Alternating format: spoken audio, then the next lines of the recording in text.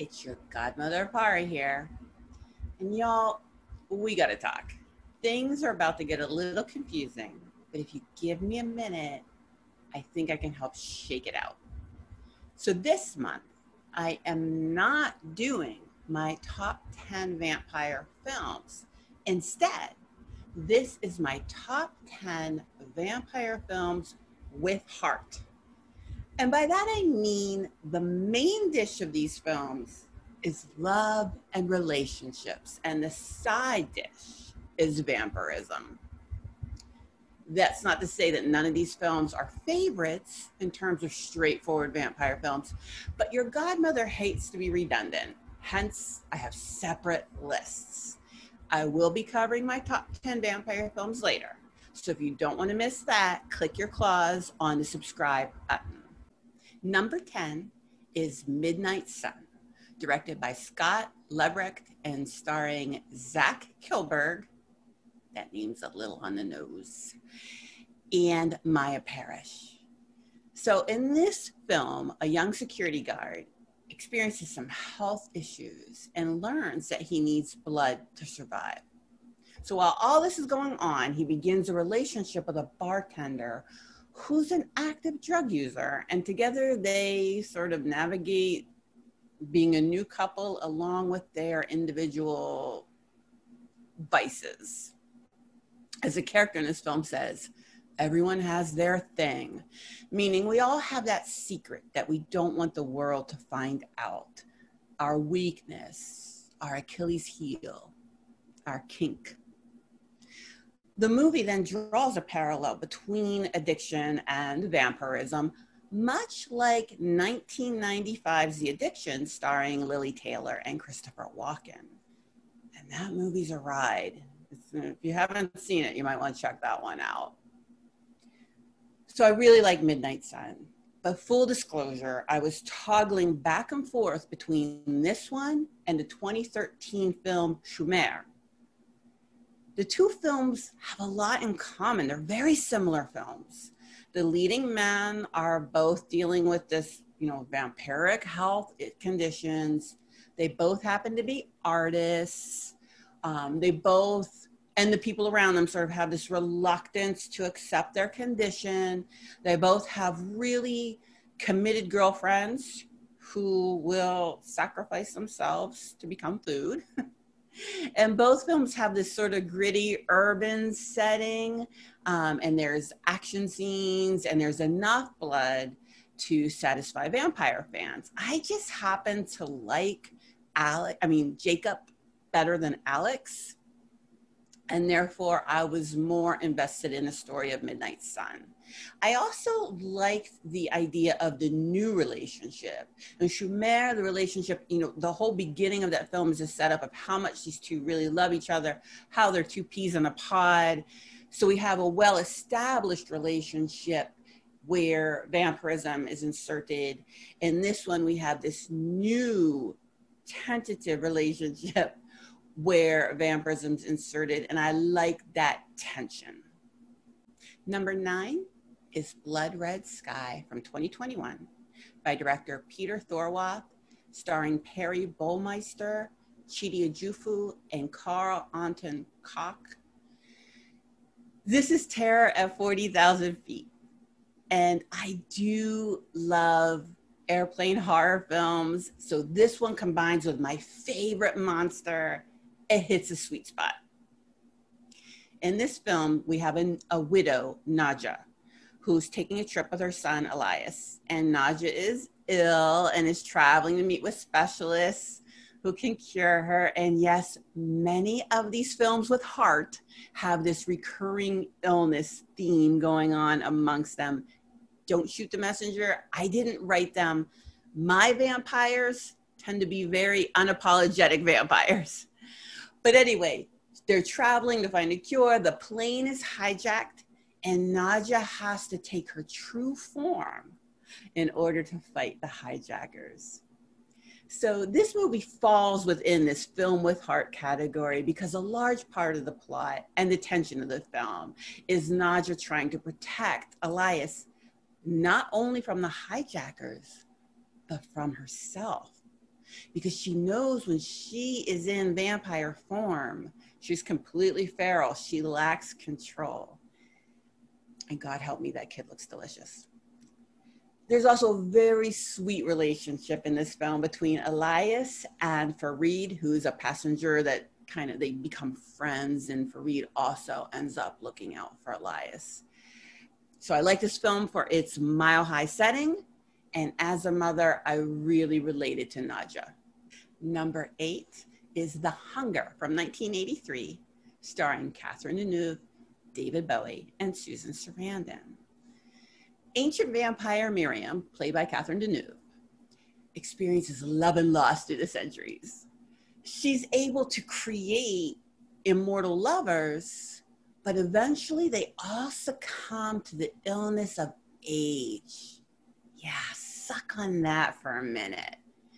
You age, but you cannot die. Her current lover is John, played by David Bowie, who is suddenly rapidly aging. And this is not what he signed up for. And he kind of knows what's going on because he knows that she keeps former lovers up in the attic, these old, decrepit, skeletal, but still alive lovers. And he knows that's where he's heading next. So he reaches out to Dr. Sarah Roberts, who's played by Susan Sarandon, to help find a cure for this.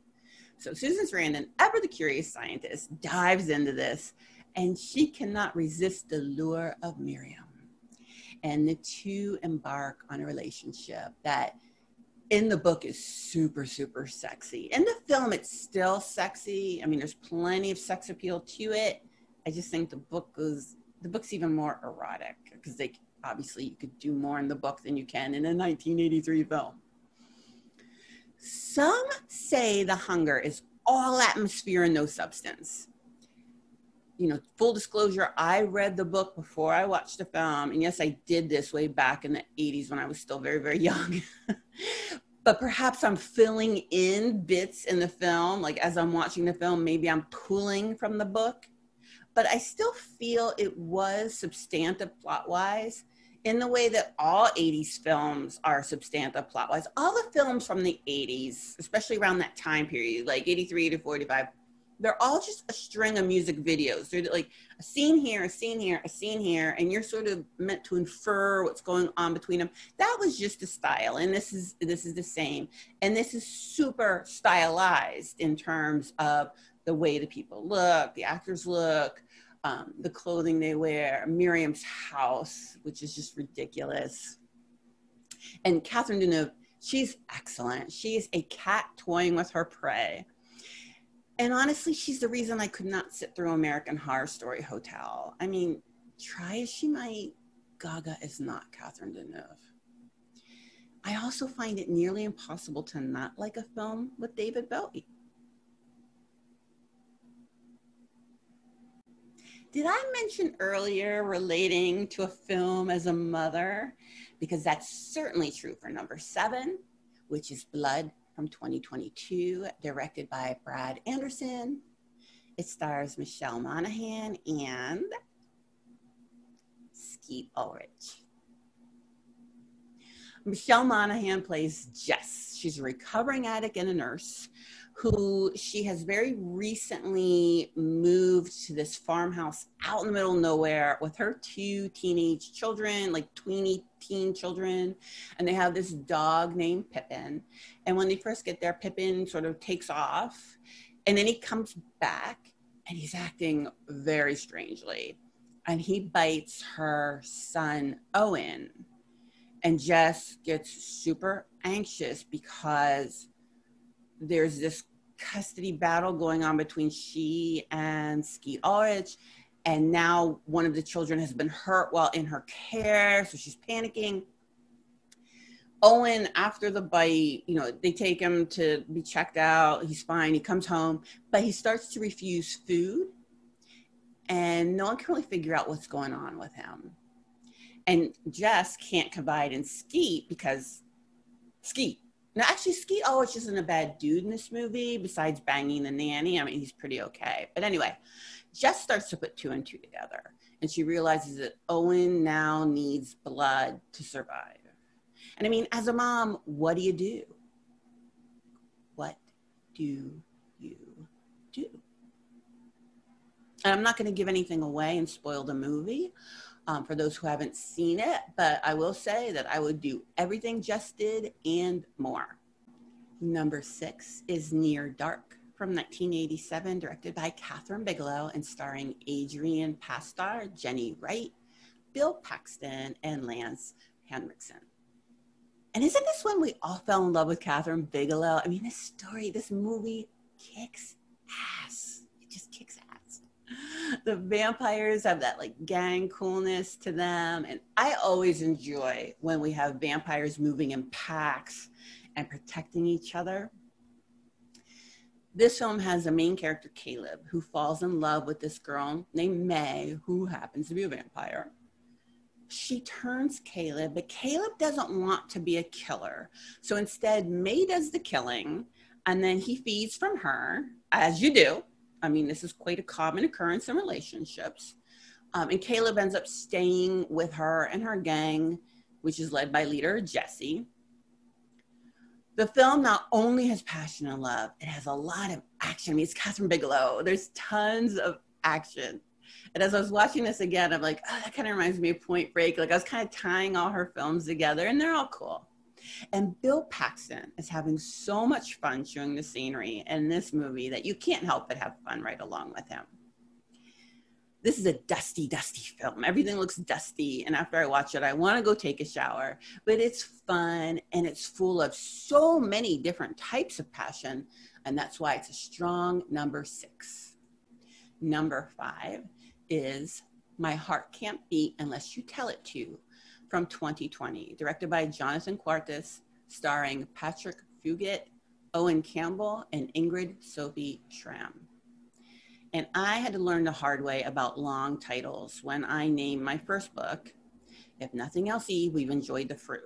And the first time I had to say that in an interview, I was done. So I'm hoping Quartus learned his lesson with this one. And so this film, I'm not saying this title again. I'm not saying it again. It's too long. But this is about sibling love. We have Jesse and Dwight, and I don't know what it is with the Jessies in vampire movies, but that could be a thesis somewhere. Someone should dive into it, and probably me. Anyway, siblings Jesse and Dwight take care of their brother Thomas, who's afflicted with a disease where he can't go outside and he has to drink blood, and we've been here before. So Jesse and Dwight kill people to satiate Thomas, but poor Thomas is lonely and he wants to play with the neighborhood kids. And I know I sound flippant when I'm talking about this. Truth of the matter, this movie is heartbreaking. It's heartbreaking. It also has some edge of your seat excitement that kind of helps alleviate that sadness, but overall it's a great film. But it just feels despondent when you're watching it. It is full of feelings. There's all kinds of feelings, which is why it is number 5 on this list. Number 4 is Thirst from 2009, directed by Park Chan-wook and starring Song Kang-ho and Kim Ok-bin. Thirst is a Korean film, and it's based on the 1867 novel by Emile Zola. Go figure. Anyway, we have a Catholic priest who he just wants to serve. He wants to give to his community, sacrifice for his community. And he volunteers for a blood virus experiment, and he becomes infected with, you guessed it. And what's kooky is everyone thinks he's dying. They think he has some terminal disease. And then there's this miraculous recovery. So he starts to gather this group of followers who feel like he's kind of a saint or something. You know, he's experienced some miracle. All these devout Catholics are following him around. And this is all well and good until our priest reunites with a childhood friend who introduces him to his batshit crazy wife. And the priest and the wife begin an affair.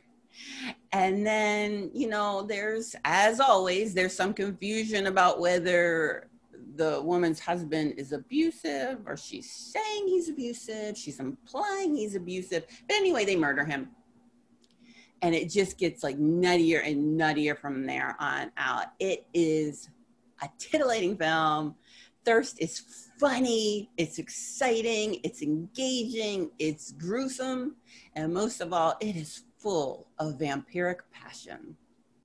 Number 3 is Only Lovers Left Alive from 2013, directed by Jim Jarmusch and starring Tilda Swinton and Tom Hiddleston. So we have our lovers, Adam and Eve,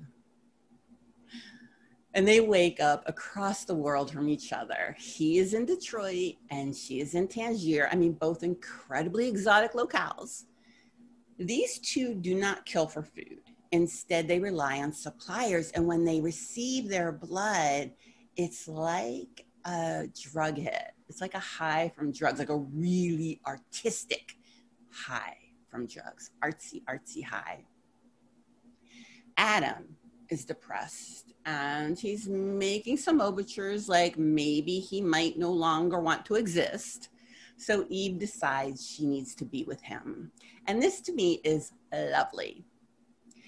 Kiddies, sometimes youngins, sometimes when you're in a relationship that spans decades, if not centuries, you have to do some emotional heavy lifting for your partner.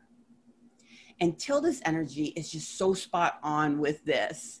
She's trying to be buoyant and curious, and I believe her character was meant to be that, but it also really resonated, like her character was trying to compensate for Adam. Additionally, youngins, your godmother is aging, and as such, she enjoys contemplating the evolution of relationships. And I don't mean like with the hunger, the focus on the relationship, it was on what was lost, what was no longer there.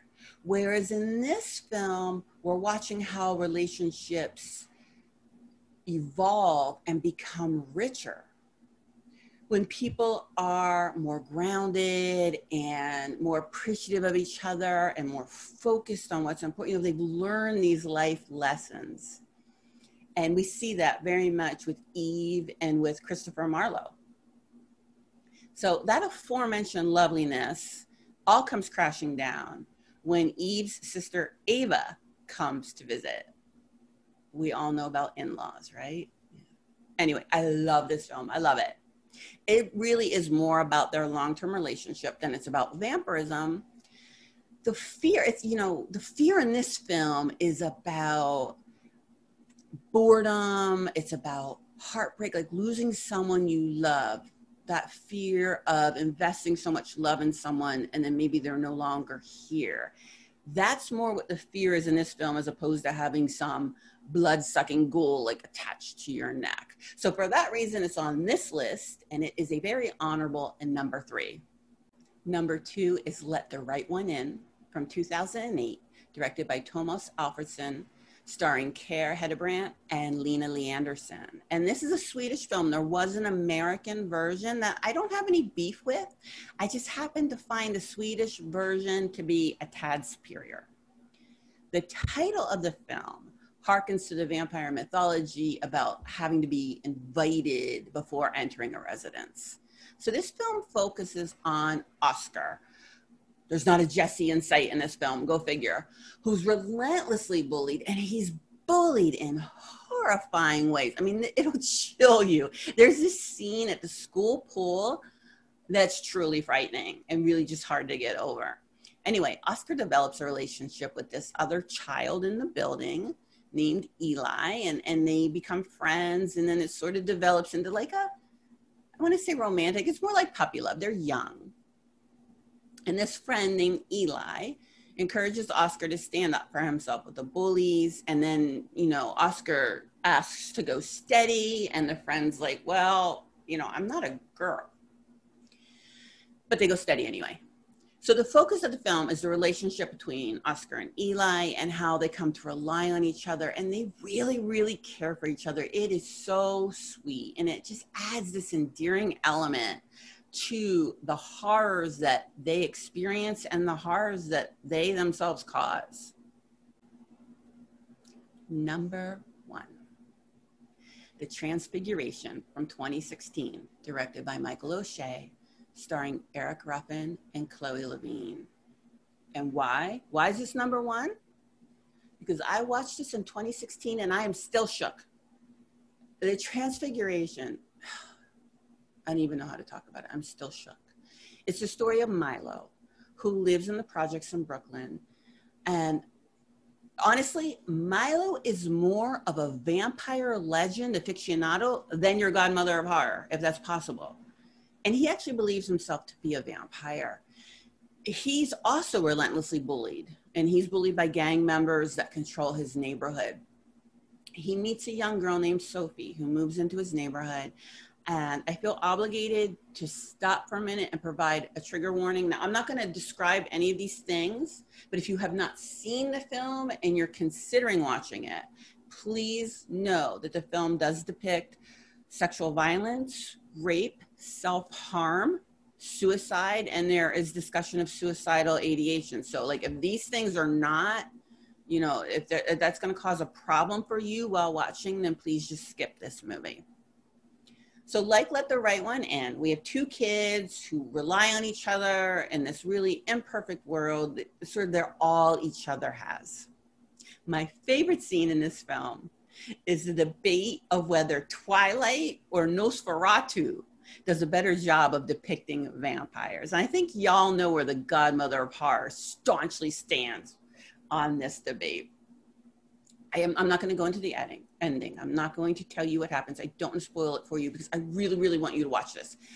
I recommend it. If you love vampire movies, like I love vampire movies, you have to see this film. And I don't want to give anything away, but the ending was perfect. Like chills, goosebumps, perfect. And that's why The Transfiguration is my number 1 vampire movie with heart. Stay tuned for my top 10 vampire movies.